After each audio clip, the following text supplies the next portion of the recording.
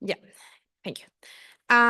So in October 1999, a bill was introduced in the US Congress seeking to allocate $1.3 billion in aid to Colombia, but it was not until June 2000 that a budget of $860 million was approved to achieve three main objectives: economic development, coca eradication, and strengthening human rights.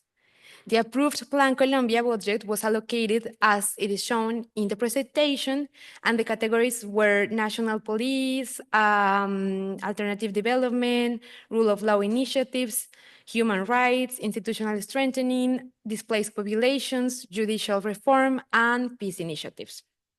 Can we change the slide? So in September 2000, the first of the three phases of Plan Colombia began to be implemented, known as PCI, or the Plan for Peace, Prosperity, and State Strengthening. According to the National Planning Department, PCI focused on strengthening public forces and mechanisms for interdiction and the eradication of illicit crops, supporting alternative development in conflict-affected regions, and promoting the administration of justice. However, in this distribution of the budget contrasted with the stated goals of Plan Colombia. While the Colombian government's official original proposal sought to allocate 55% of US resources to military aid and 45% to economic and social development programs, so it was like half and half. In the approved project for the first 5 years, 80% of the resources were directed toward military support, including weapons, equipment, and an intelligence program. As a result, Plan Colombia, initially conceived by the Pastrana government as a multidimensional regional development strategy, became primarily a military initiative financed by the United States. Can we change? So the second phase. Okay. Thank you. So the second phase of Plan Colombia, the strategy for the strengthening democracy and social development, focused on combating terrorism and drug trafficking. The third phase, the strategic development initiative. So the second phase was from 2007 to 2009, and the third phase was between 2010 and 2015. And it was called the Strategic Development Initiative for Colombia, which continued these objectives and added support for programs targeting vulnerable population, democratic governance, and respect for human rights. Despite changes to the objectives in each phase, adjustments in budget allocations and progressive reductions in funding, from its start in 2000 to its end in 2015, military spending consistently dominated the budget. On average, during the 15 years of implementation, and with a total investment of $9.6 billion, 7 out of every $10 were allocated to military and police aid, while 3 were invested in economic and social development. The main difference across the phases was the distribution of resources for social and economic aid, not due to fluctuations in funding, but because from 2008 to 2015, the alternative development budget line, initially the main source of investment, was overtaken by the economic and social support line. In both cases, the humanitarian component of Plan Colombia remained minimal, functioning as a complement to military strategies for counter-narcotics and counterinsurgency. Social and economic programs intended to support displaced populations and victims of the armed conflict were, moreover, largely ineffective. So the figures and history of Plan Colombia reveal its fundamentally militaristic nature and the role of the United States in Colombia's security strategies.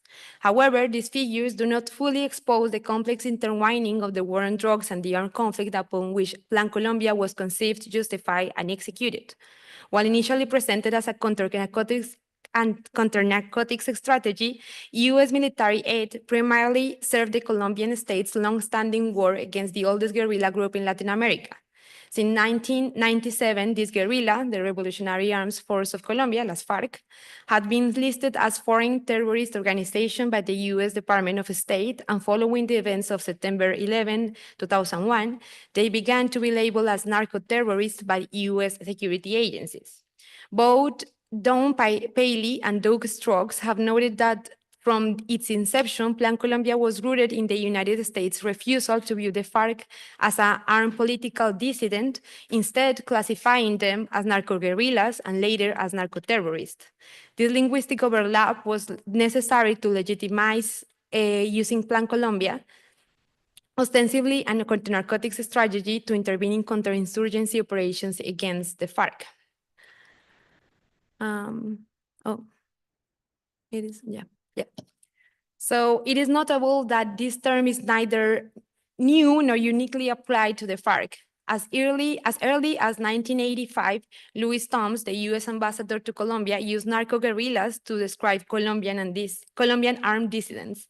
However, Andrés Pastrana was the first Colombian president to use the term narco-terrorist to refer to armed insurgent groups. Drug trafficking was the primary target of the counter-narcotics fight funded by Plan Colombia. However, in US security logic, this necessarily implicated the narco-guerrillas and narco-terrorism as well. After 9/11, during the second and third phases of Plan Colombia, counterinsurgency objectives became more explicit, yet their justification remained grounded not only in the FARC's classification as a terrorist group and thus a threat to US national security under the war on terror, but also in their involvement in drug trafficking. In other words, US security narratives projected onto Colombia through the interventionist framework of Plan Colombia perpetuated the alleged convergence between drug trafficking and insurgency.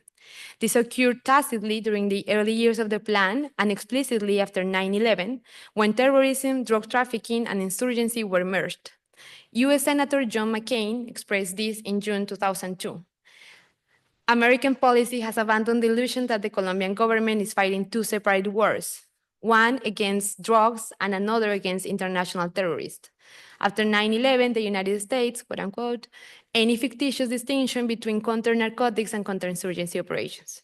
Reflecting the US national security doctrine, in which drugs and terror merged into a unified counterinsurgency struggle, Plan Colombia became the military, economic, technological, epistemic, and effective infrastructure in which the boundaries between the war on drugs and the war on terror became blurred. It is striking that the FARC was considered one of the main actors in drug trafficking under Plan Colombia, despite evidence to the contrary, that this was not the primary source of funding.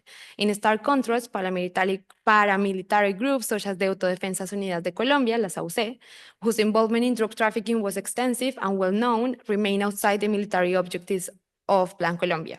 This contradiction has been interpreted as evidence of complicity between paramilitary and state forces, which in turn is seen as part of a broader counterinsurgency strategy. Duke Strokes argue that far from representing a break between counterinsurgency, the war on drugs, and the war on terror, there is a continuity between Cold War security doctrines and those of the post-war period. In this sense, funding the war against the FARC through Plan Colombia was neither incidental nor tangential. On the contrary, it emerges as one of the main objectives of the military strategy within the broader context of a counterinsurgency war. From this perspective, in which Plan Colombia is not limited solely to a counter-narcotics strategy, but also represents an initiative against any social actor considered insurgent, I argue that the period following the second phase of Plan Colombia was a moment of transition in which the military strategy faced a crisis of credibility and legitimacy.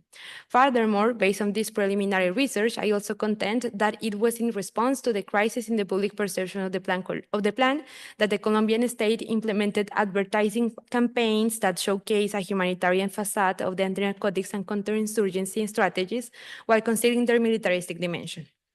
Even though these campaigns are neither mentioned nor explicitly established in the official guidelines of the plan, they align with it and serve its objectives. As such, the national security narrative of this period was characterized, As such, the national security narrative of this period was characterized by what Alex Fatal calls humanitarian counterinsurgency, a notion that refers to the portrayal of state and military interventions as a benevolent effort aimed at rescuing the very people that it targets. Building on these ideas, my future research aims to trace the emergence of humanitarian counterinsurgency in the public discourse on the war on drugs and the armed conflict. In doing so, I intend to demonstrate a continuity between how these struggles have been addressed by the state and how they have been represented and narrated. Finally, I would like to express my gratitude to the Center for Latin American, Caribbean, and Latino Studies for providing the financial support that made my research possible. As I have outlined in this presentation, despite challenges in accessing certain documentation, this preliminary archival archival work helped me clarify the direction of my research. And moreover, this experience will enable me to make a more informed selection of the corpus for my second examination, which will be critical for the advancements of my dissertation proposal. Thank you as well for organizing this event and to share our work. Thank you.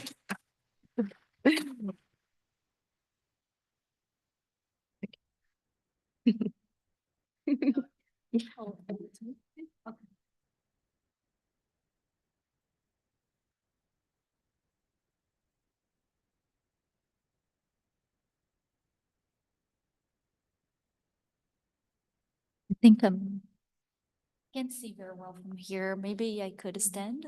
Is that okay? Oh, thank you. It's too short.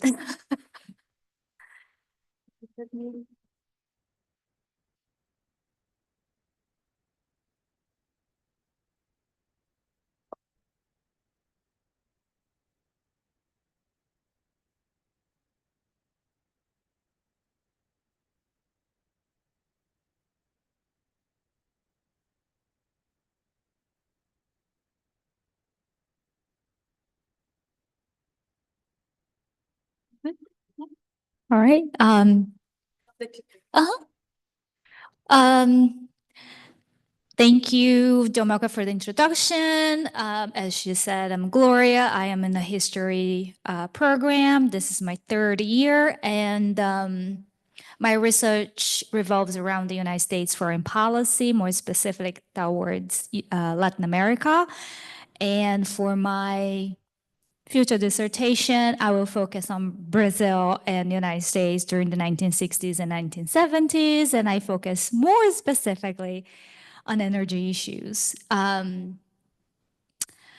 My presentation is actually focused on my trips to the archives. I'm going to talk a little bit about my research, obviously, but I brought a lot of pictures from my trips because well, I need to say first that I am so grateful for Clacls for the opportunity, getting this grant that allowed me to travel to some archives here in the United States. I could not go to Brazil.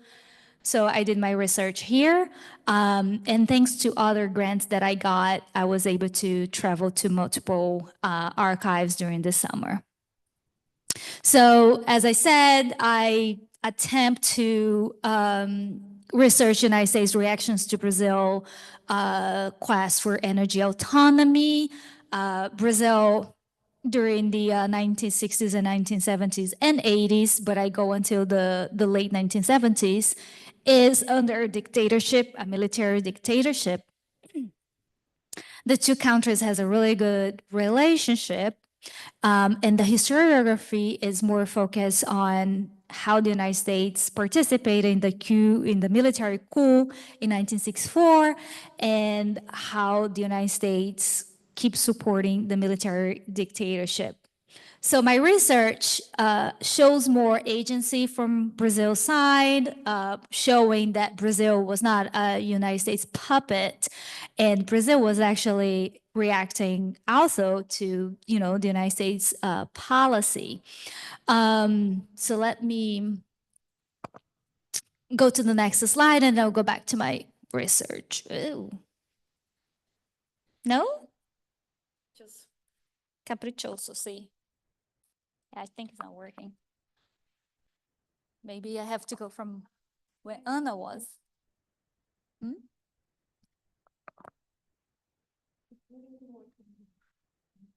All right.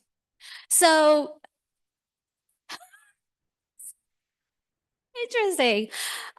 So my summer research purpose was to get documents that I need, that I'm going to examine to write my dissertation proposal that I want to defend probably in the spring next year or fall. I still have to pass my oral exam first in the history program.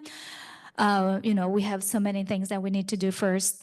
Then we go to the dissertation proposal. So these are the archives that I visited this summer. I went to the National Archives in College Park.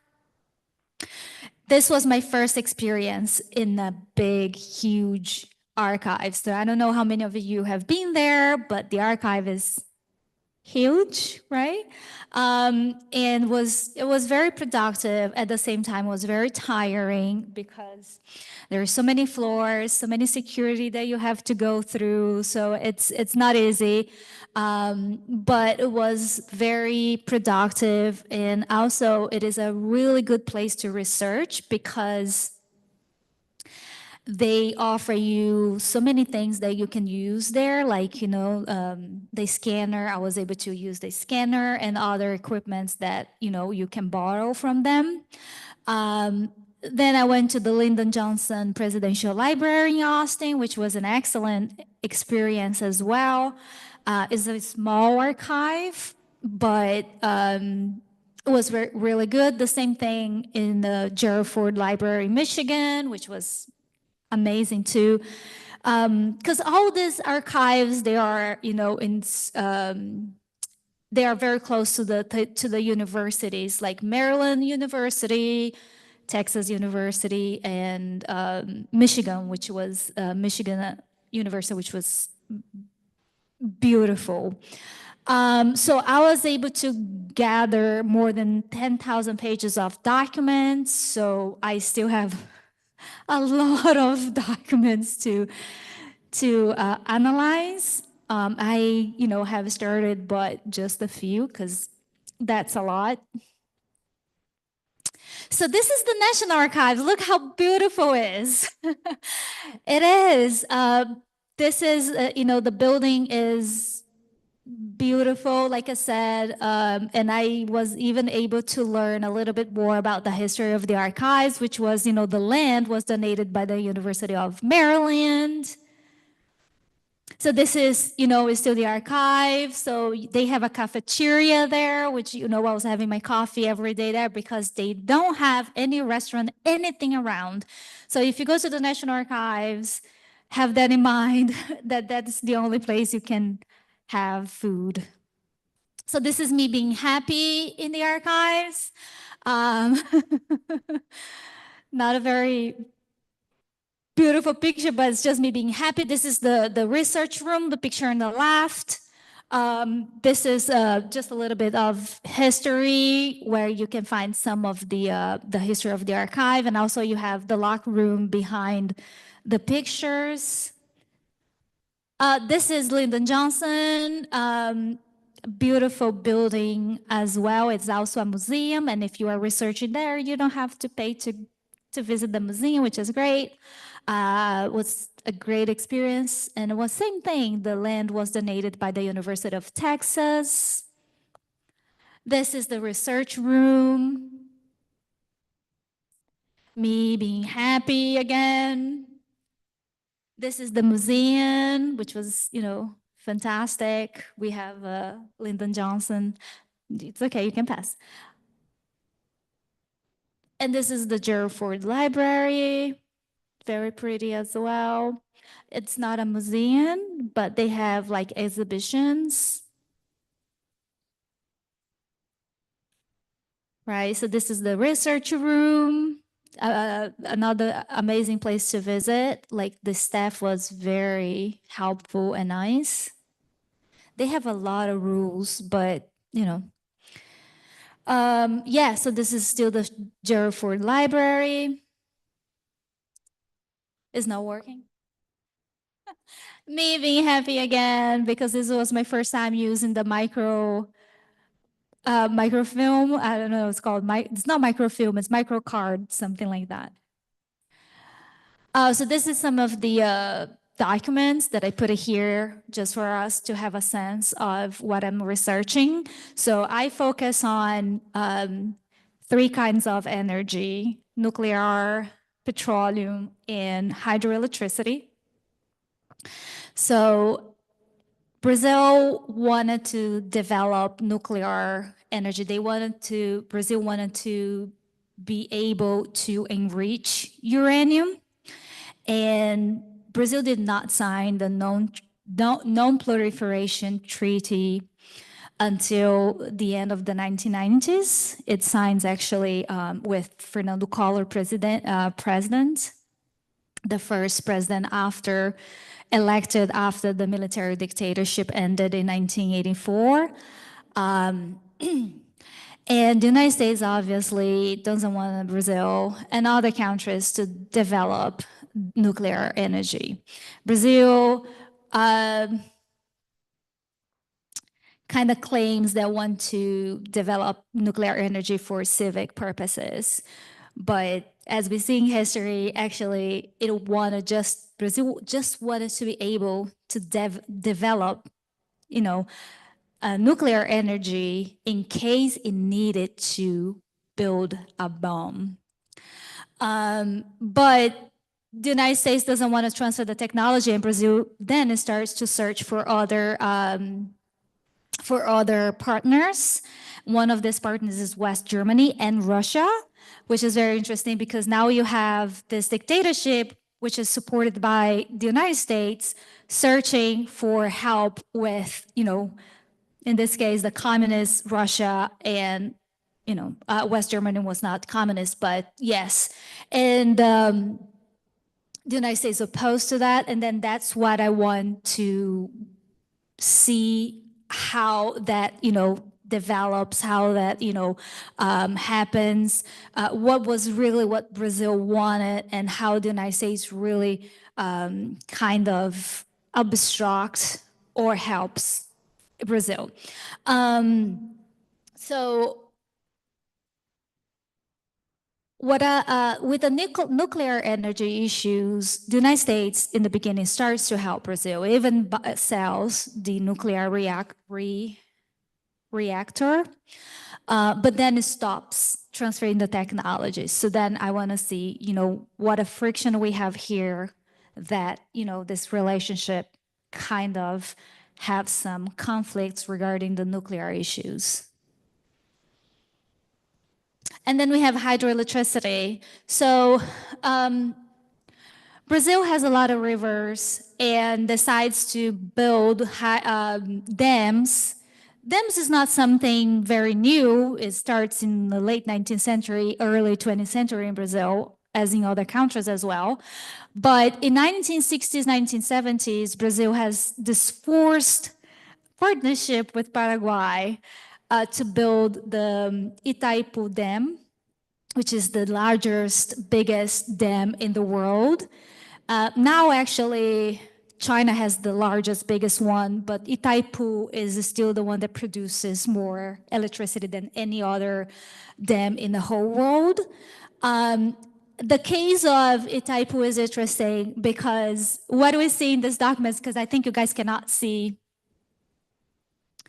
but in this document is that the Russians, the Soviet Union is interested in the project as well. And that's where the United States enter because obviously this is during the Cold War and the United States doesn't want Brazil to have a close relationship or even Paraguay to have this close relationship with the Soviets. And I want to see how the United States helped or again, kind of made some obstacles and how the United States kind of entice Brazil here to not go with the Soviets. I think I'm running out of time. No? Okay. So so this is one of the projects that we have. And when I said like forced partnership with Paraguay is that after the war against Paraguay in the 19th century, Brazil and Argentina, they divide some of the territories in the area and the border is in the river. So Brazil says, oh, we have this huge river, which is Paraná River, and they don't know what to do because it's, between Brazil, Argentina, and Paraguay. And then they decide to build a dam. And then they say, hey, Paraguay, which is also in dictatorship with Alfredo Stroessner. And then Brazil says, hey, I want to build a dam in the river. And Paraguay says, no, no, no.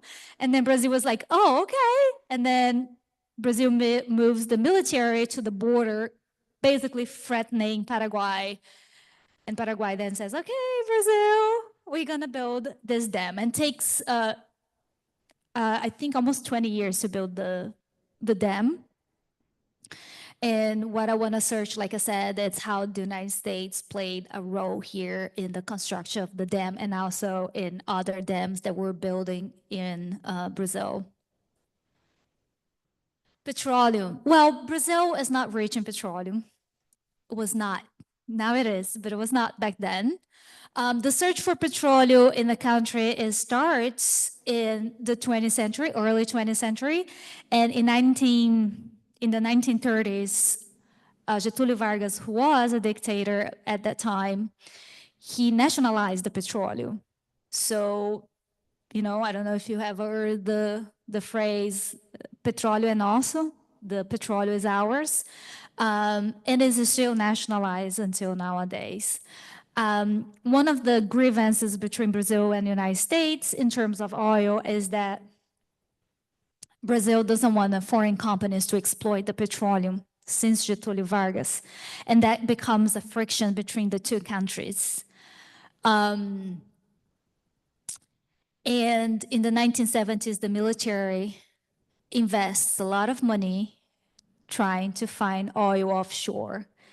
And once again, the military is, they have a nationalist policy, and they don't want to open the petroleum industry in Brazil to foreign companies. But the problem is that Brazil, as other countries like Venezuela, for example, they need the expertise, they need the technology from other countries, especially the United States, and also they need the money. So once again, we have this problem, which, we don't want to open our oil industry, but at the same time, we cannot develop because we don't have the expertise and the money. So I want to see here again how that impacts the relationship between Brazil and the United States. Other thing interesting here is that most of the petroleum comes from Middle East. So you see a lot of Brazil, United States, and Middle East relations, because sometimes what happens is that Brazil buys the oil from the United States that comes from the Middle East. And also Brazil export directly from the Middle East, mostly Iraq. And in 1973, when we have the oil shock, affects Brazil because almost like 80% of its petroleum comes from outside, mostly from Middle East, like I said. And as a plan to become self-sufficient in energy, like I was talking before, Brazil invests in, trying to find oil offshore, but also in alternative sources like the ethanol. Ethanol becomes so big in Brazil. I don't talk, I mean, maybe as I research, I bring ethanol in my research, but for now I don't focus on it. But Brazil becomes so big in ethanol that even other countries use Brazil as an example. Although the ethanol is developed in the United States with corn, Brazil uses sugarcane, and its industry becomes so big. I can't tell you the number, but it starts with like more than 40% of the cars in Brazil are using ethanol. And then in the 1990s, it's more than 50%.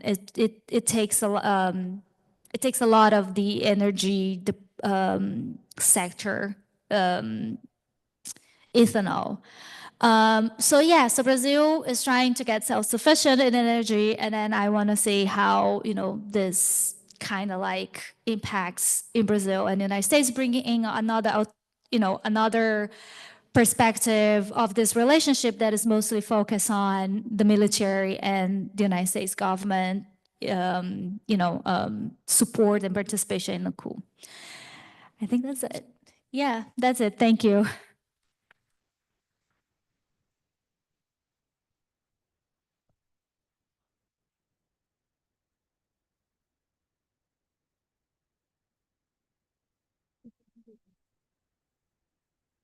Thank you so much for having me here. I came here to talk about traumatical election and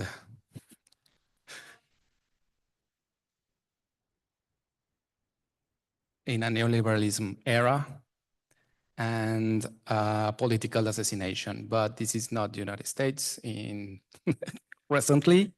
It's actually Mexico in 1994. I vividly remember when a presidential candidate was brutally assassinated in Tijuana, Mexico, just a few miles away from the US border. I was 9 years old and I was in front of the TV watching over and over how he was shot in the head. I didn't know by then, but I was experiencing what Naomi Klein calls doctrine shock in its first stage when Luis Donaldo Colosio was brutally assassinated by Mario Aburto in Lomas Taurinas, Tijuana. This is 1994, the final year of President Carlos Salinas de Gortari's administration, which also concludes with a series of reforms that fully integrate the country into the neoliberal project with the North American Free Trade Agreement, NAFTA. And my presentation is not there, but anyway. According to Klein, in the shock doctrine, the rise of capitalism disaster, what is known as the shock doctrine, it is a three-phase process.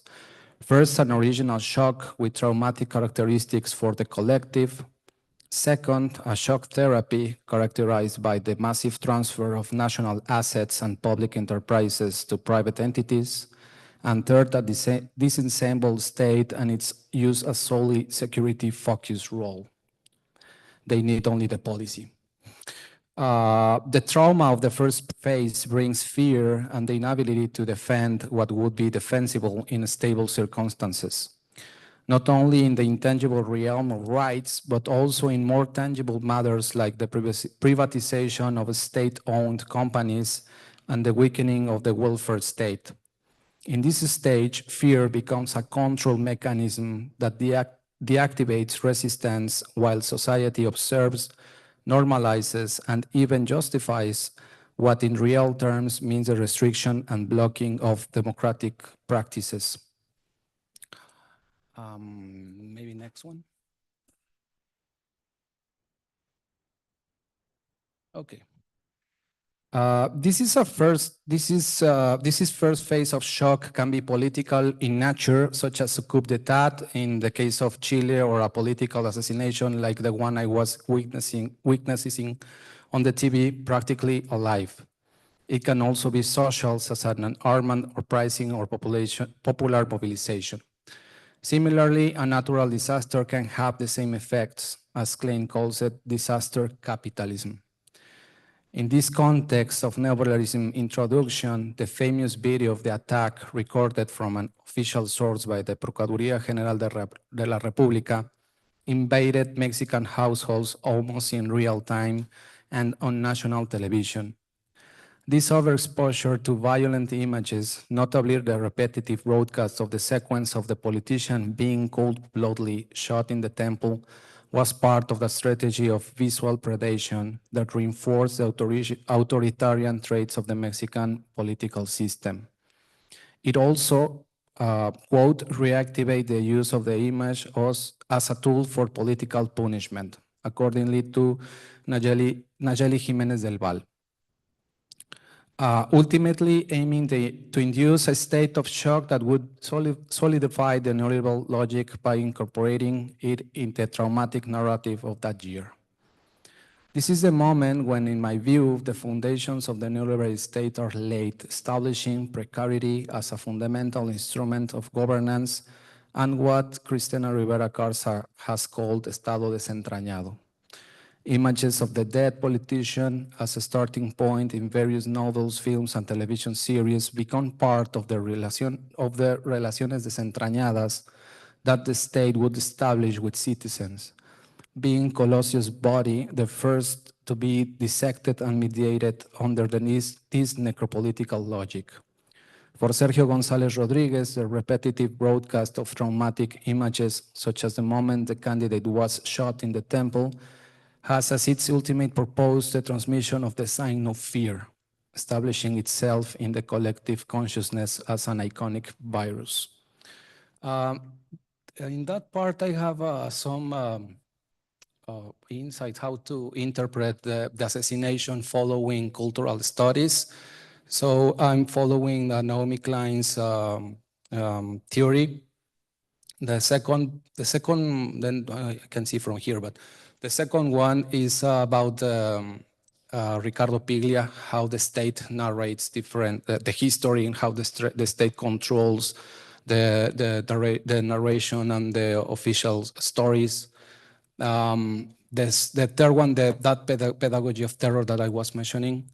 The fourth one is this iconic virus, which is the image of this politician being killed.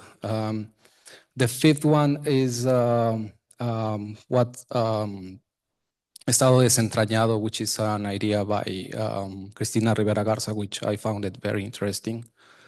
And she's thinking about the actual Mexico, but I think that that was the origin of that kind of relationship between the Mexican citizenship and the government. And the last one is the border, because it's important to mention that the assassination happened a few miles from the border. Okay, the next one. So in broad terms, this is the context of my research. However, the Colosio case is like a black hole for anyone investigating it, and it's easy to lose sight of the goals pursued when studying it as an historical event, but also as an object of study from the perspective of the human science or cultural studies. Here I need to clarify that the main objective of my dissertation is to analyze how certain literary and cinematic works coexist with the official narrative about the crime, and to what extent they account for the collective trauma that is part of the shock doctrine I have been discussing here. This includes two novels. The first one is Un asesino solitario by Elmer Mendoza. And the next one is Aburto by Heriberto Yepes, as well as a collection of short stories coordinated by Siddhartha Ochoa, entitled El día que le dispararon a Colosio. Also, I'm considering to study three different films. The first one is Colosio, El asesinato by Carlos Volado. Mente Revolver by Alejandro Ramírez. And Colosio by Artemio Navarro. And I have not decided yet, but I will study two TV series produced by Netflix in Colosio, Historia de un Crimen. So for the study of these works, the summer fellowship offered by Clacls allowed me to carry out the following activities, first in Mexico City and then in Tijuana, Baja California. First, I was able to visit the archives of various national media outlets like La Jornada, El Universal, Reforma, as well as the archives of magazines like Proceso and Nexos, with the aim of identifying how the idea of the lone assassin was shaped in the media and how the possibility that Mario Aburto had been replaced by another individual began to spread. Additionally, by following these documents, I was able to observe how a controversy unfolded over the true origins of the violence at that time. On one hand, there were those like Octavio Paz who questioned the armament or pricing of Ejército Zapatista de Liberación Nacional and how the political left legitimized the use of weapons. On the other hand, authors like Carlos Monsiváis analyzed it from a more systemic perspective, I mean the assassination, and observed that the true entity spreading violence was not guerrilla in Chiapas, but the ruling party, the Institutional Revolutionary Party, PRI, accustomed to use violence as a political tool. During this stay, I also had the opportunity to make contact with Carlos Volado, with whom I will conduct an interview before the end of this year. Then additionally, I was in the city of Tijuana where I consulted another archive, this time the Semanario Zeta archive, to observe how the assassination was reported from a local perspective, because in Mexico City, you only have access to national perspective, but local perspective is important. Furthermore, I had the chance to visit Lomas Taurinas, one of the country's most impoverished neighborhoods. I think is there the image. Oh, that's the next movie. And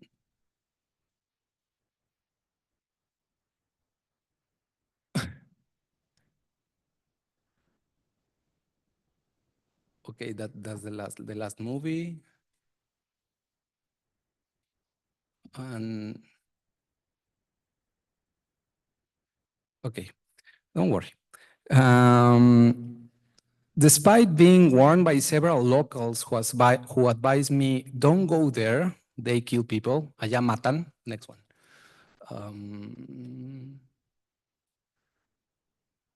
That one is the archive. So there is the archive that day, and this is Lomas Taurinas. It was a very interesting place. Furthermore, I had the chance to visit Lomas Taurinas, one of the country's most impoverished neighborhoods. Despite being warned by several locals who advised me, don't go there, they keep people, allá matan. It was one of the most enriching experiences as a researcher because I was able to see the real impact the event had on that community. For this reason, I would like to conclude this presentation by sharing 3 ideas that were shared by at the Luis Donaldo Colosio Library, which opened a few months after the assassination. And I'm going to read them in Spanish, but there is in English. Yo no entiendo por qué viene tanta gente a preguntar por ese hombre por aquí, sino más de casualidad aquí lo mataron. Yo que sepa, no construyó ni un solo parque ni nada. Cuando vienen y me preguntan, yo les cuestiono.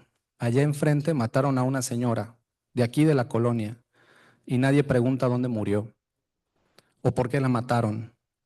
El otro día mataron a uno allá en el Oxxo por robarlo y nadie viene a preguntar por él. Esos también son personas, ¿o no? Este nomás porque era político. Luego, la que sigue dice, todo esto que se ve aquí lo construyeron después de muerto. Sí dejó algo, dejó esta biblioteca y el centro comunitario, que como sea, ahí van andando. Antes estaban separados, ahora yo los uní por ese pasillo, pero antes era un espacio muerto. Un espacio muerto. Y bueno, la verdad es que si no lo hubieran matado aquí, quizás Lomas Taurinas seguiría siendo como cualquier otra colonia, toda polvosa. Quizá sí dejó algo.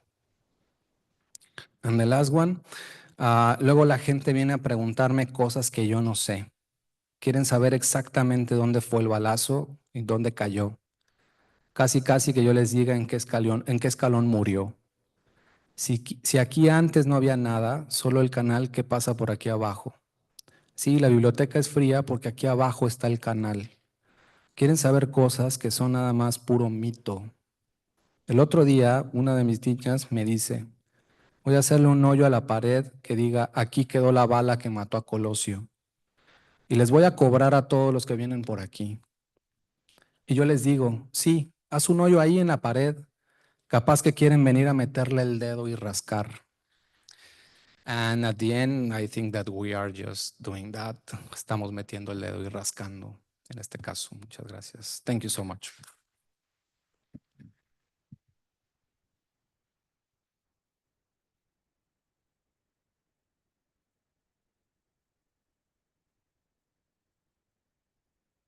Hey. Es tu magia ahí, o como que. Buenísimo. Hey, can you hear me? Yeah. I'm really excited to present all the work I've been developing as part of this research grant for my dissertation. Gracias también. This project is titled Folklore Echoes, Argentine Nationhood and the Gauchos Figures Unheard Narratives. This research explores how folklore performance and the Gaucho figure both contributed to the political discourse around Argentine nationhood during the first half of the 20th century. As for this fellowship, it was an essential source that allowed me to visit museums, archives, and libraries in Argentina in the past summer, and to be in touch with specific and unique materials. ¿Puedes una más?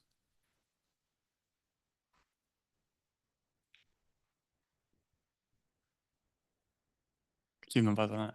Ahí, gracias. Just a quick context here, and to start, I'll provide some background and motivation behind this project. The study of folklore as a national narrative is a key feature here because Argentina's cultural history often goes beyond official state perspectives. My goal here is to illuminate these lesser-known conversations about nationhood, not exclusively in the public sphere and massive communication, but rather in the personal and private sectors of letters, friendships, diaries, and academic discourse in the first 3 to 4 decades of the 20th century. By scanning out those archives, I am to identify how personal relationships and cultural articulations influenced political views on nationhood based on folklore. Many of the documents I rely on, including letters and diaries that I found in Buenos Aires, have only recently become available to the public. In particular, some letters that are in vinyls too that I analyzed were released just 3 years ago, adding a very fresh and unique perspective to my research.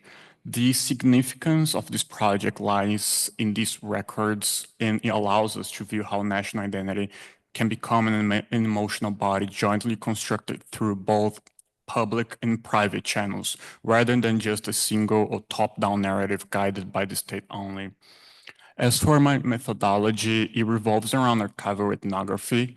For the main points I'm presenting today, I conducted on-site research in Buenos Aires and Santiago del Estero, which is a city in the northern countryside, but most specifically Museo Casa Ricardo Rojas in Buenos Aires, but also other key institutions housing materials that were completely inaccessible from afar. That is, they still have not been digitalized yet, and I don't think they will, to be honest. And while my initial focus was on pampas literature and folk dances from the countryside, my findings actually led me to expand this scope to include also tango and the Andes. And this now expanded focus requires me to go through a comparative and genealogical analysis of the Andes region and other urban performative actions in Buenos Aires, which all play a unique role in shaping national narratives. Gracias. In my preliminary findings, one of the most compelling discoveries came from investigating the personal correspondence between Ricardo Rojas Otakbahan and Andrés Chazarreta. Rojas is a prominent scholar and political figure in the Argentine political history, while Chazarreta is a renowned folk musician from Santiago del Estero, a city in the northern countryside. And they both shared a very distinctive bond that transcended the simple scope of professional admiration. And this friendship has been significantly neglected by scholarly approaches. Their letters frequently use the tuteo, which is an informal address of pronouns in Spanish, which suggests an unusually close friendship within their professional collaboration. And so far, this has not been observed amongst any other authors and artists at the time.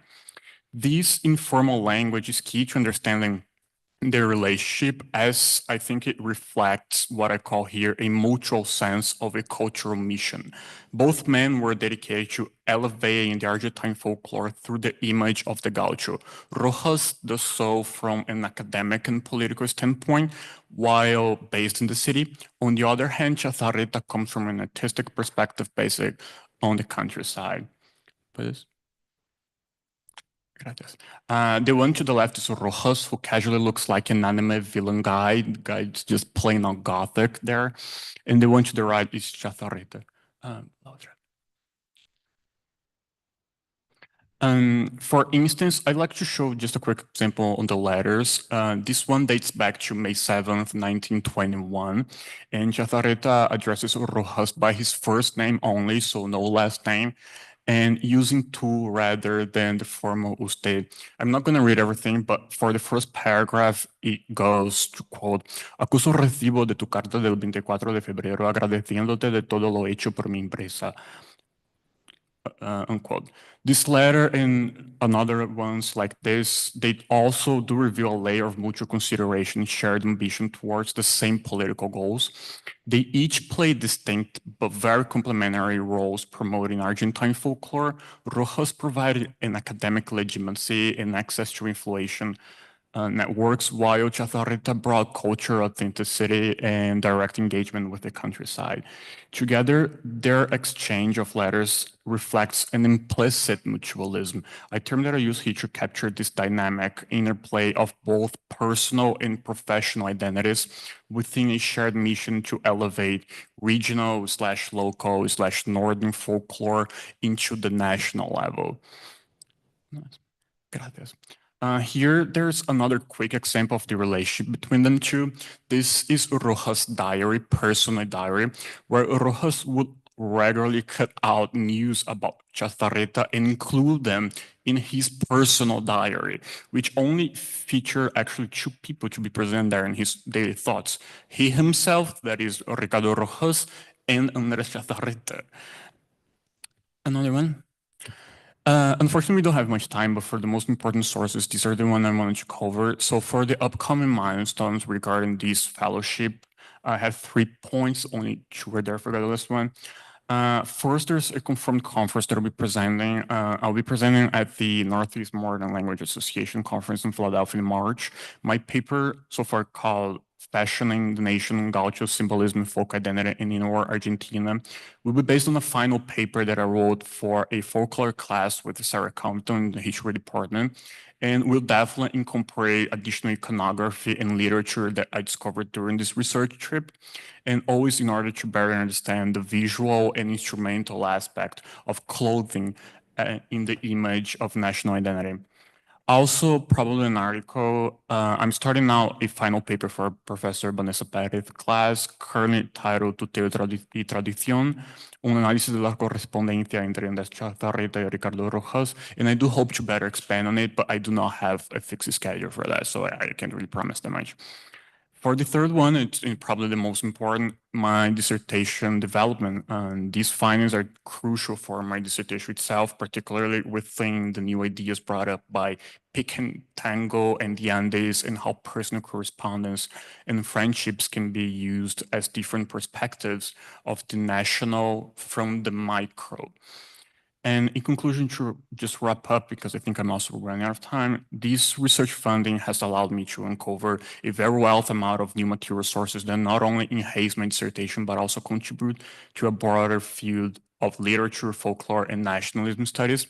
By exploring these subjects, I aim to expand the idea of nationhood, not as something exclusively built through mass media or government policies, but rather as a concept shaped through local, intimate, and very everyday exchanges. This approach highlights the importance of individual and micro relationship in defining what it means to belong to a nation during the first decades of 20th century Argentina. These daily interactions reflected here in casual language in the letters, mutual support, and even expressions of gratitude show that the idea of Argentina as a nation was brought up not only through official narratives, but also through ordinary day-to-day life. In these local dynamics lies there a more personal and immediate expression of community bonding, where professional and personal mutualism, they all take place all together. That's pretty much all. Gracias.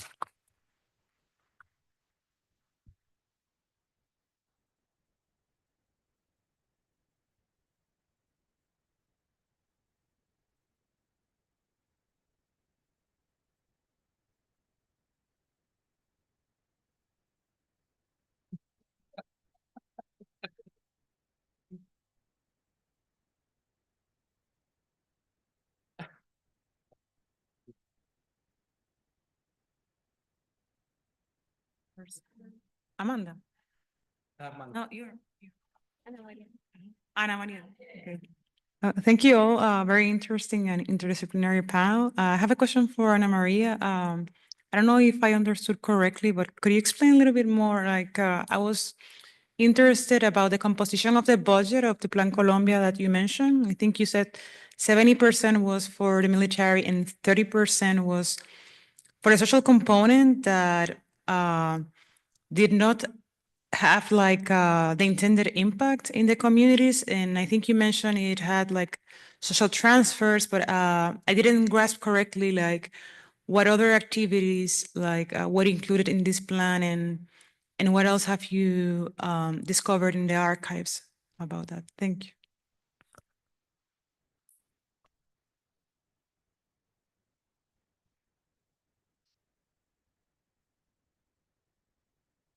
Hi, yeah. Thank you for your question. So yeah, the budget like changed in each of the phases of the plan, but basically most of the budget was always directed to military assistance, and the other big category was development.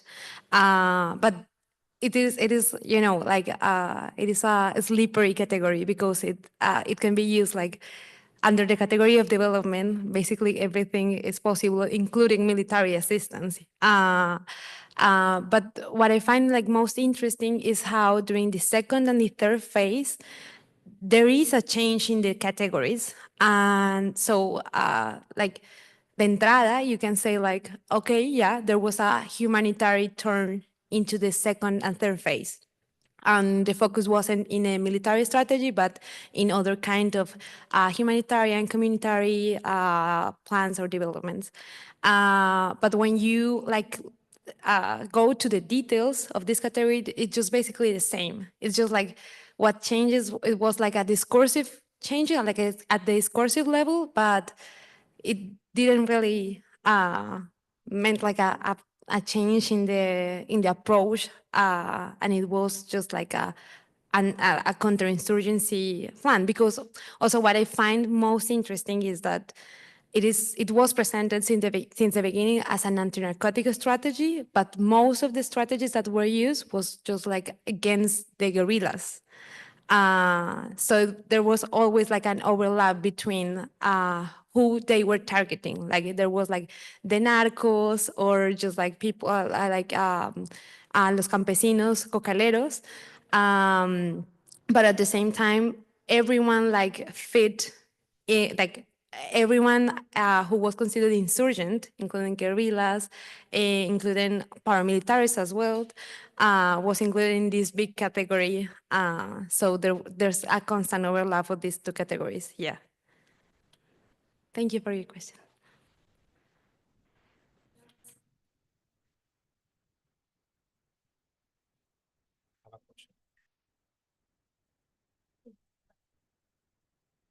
Ana Maria, it's very interesting, but I would like to know if you could share how are you going to take all this information from the archive? If you have decided any specific work in literature or cinema, how you are going to apply everything in cultural studies. That is a good question, and I have no answer to it. No, no, I'm kidding. I'm kidding. No, I think I'm especially interested in visual culture and like media representation of the plan and the war, like the war on drugs and also the armed conflict. So I want to see how this overlap that I see in the official narrative of the plan is also reflected in how the media was covering or was portraying the plan. So, for example, I had the opportunity to look into some newspapers of, I don't know, like 1999 and to 2006 under the Uribe administration. So they started to use the narcoterroristas term as well. So there was like, as soon as this term entered the official discourse, like in the official guidelines of the plan, it was also reflected in how the media began to name the FARC or the ELN or like other political guerrillas that were at the time. So I think like The media, but what about literature? yeah, I'm not. Is a vehicle or is a counter narrative?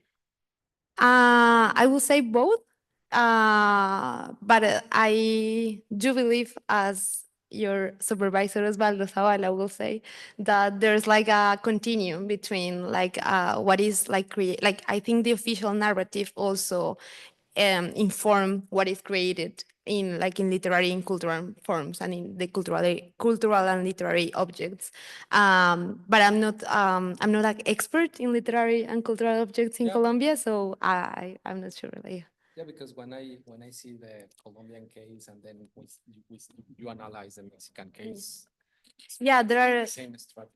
Yeah, because there are some parallels because we have Plan Merida and then we have Plan Colombia, which are just like I would like to know siblings. if could be any difference between the Colombian literature and Mexican literature, because in Mexico sometimes literature works as a vehicle of the official narratives. Yeah. So Yeah, I will probably delve into that in my dissertation. I hope so. Yeah. Angeles.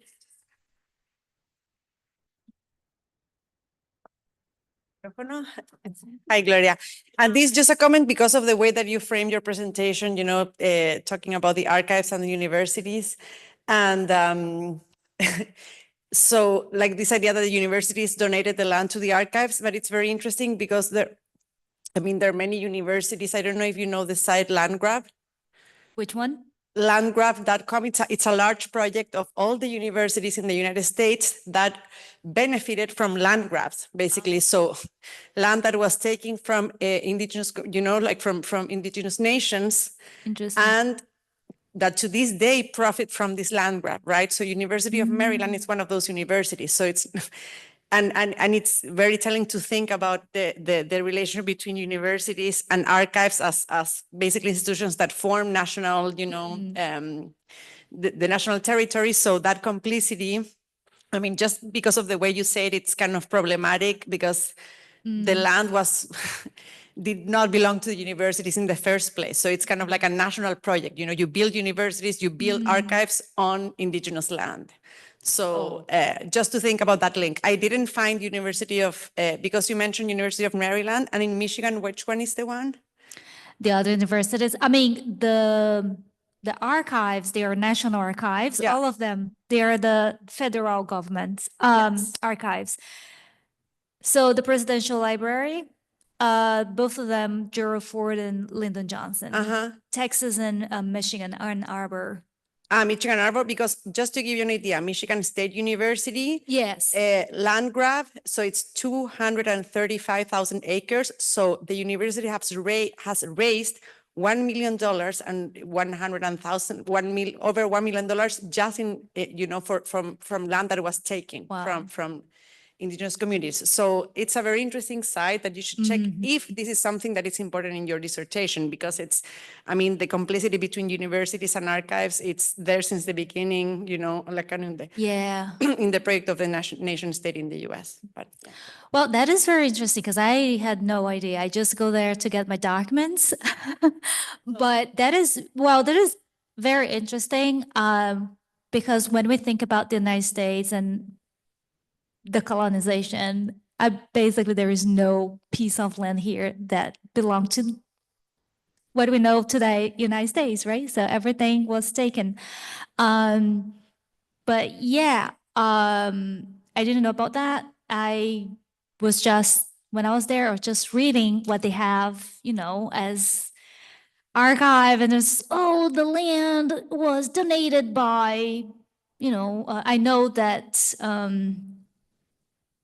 the University of Texas donated the terrain to Lyndon Johnson because Lyndon Johnson's from Texas. It's just like he's from Austin, just like Gerald Ford is from Michigan, not Ann Arbor, but from Michigan.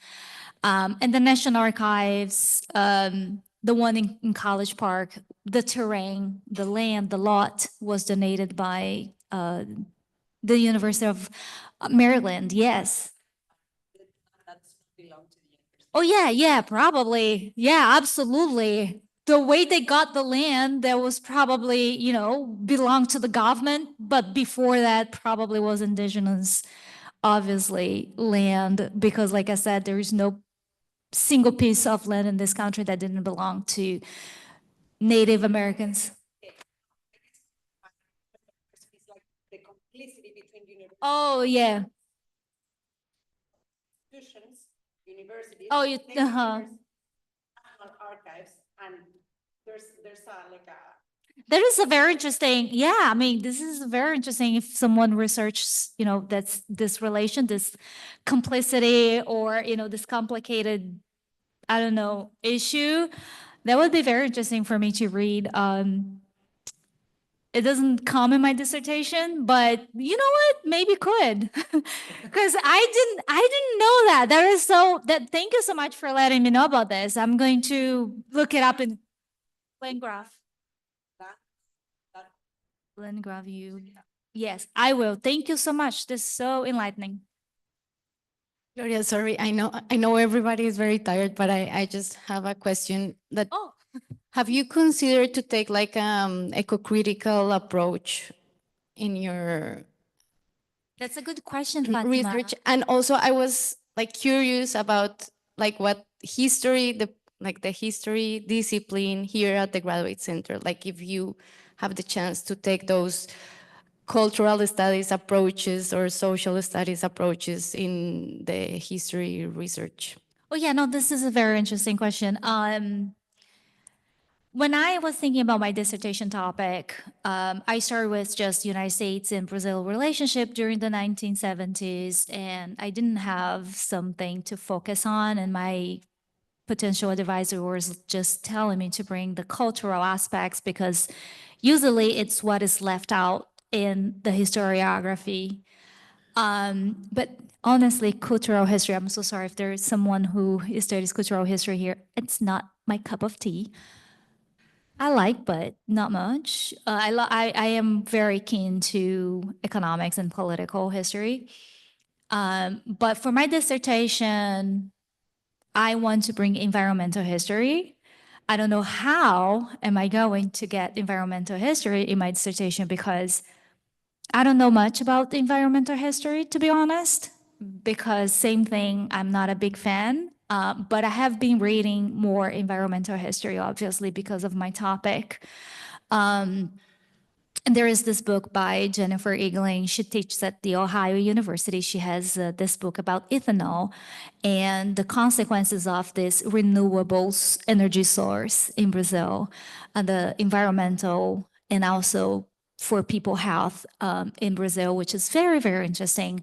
And I was fascinated by this book. I added to my list of books for my oral exam. And I was like, oh, this is maybe the kind of history that I want to bring to my, dissertation. I know like eco, I don't know, Fatima, help me here. You say ecofeminism, something like that. There is something that's Eco-critical, which eco-critical. yeah, Okay, right. yeah, political ecology, yeah. Political ecology. Okay, because I don't know, like in Brazil, they use the term ecofeminism, something like that. So That's part of all right. eco-criticism. All right, I got it. See, I don't know much about it. And that's something that I really want to dig in and learn more about because I want to bring in my dissertation for sure. I just don't know exactly how yet, how I can incorporate environmental history and maybe eco-critical, which I think it's kind of like a branch of environmental history, right? That's how you see, I guess. Yeah. So I want to, yeah, but totally social history is just like it's hard to take apart. So social history, it is in my potential dissertation. Yes. Thank you. Well, thank you very much. Enjoy the rest of your afternoon or your night. And yes, thank you for your presentations. They were amazing. Thank you. Ana Maria said she wants to sing a song.